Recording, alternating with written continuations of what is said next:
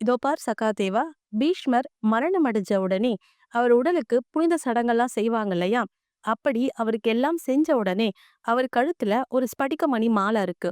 அதை எடுத்து நீ அணிஞ்சுக்கிட்டீன்னா இந்த சகஸ்ரநாமம் அவர் சொன்ன அந்த முழு பாடல்களும் உனக்கு நினைவு வரும் அப்படின்னு கூறுறாரு. சகாதேவனுக்கு ஒரே ஆச்சரியம்.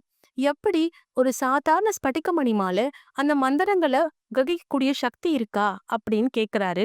அதற்கு கிருஷ்ணர் இந்த ஸ்படிகமணி மாலை வந்த கதைய சகாதேவனுக்கு கூறுறாரு. அதாவது கங்கைக்கும் சாந்தனு மகாராஜனுக்கும் பிறந்தவர் தான் பீஷ்மர்.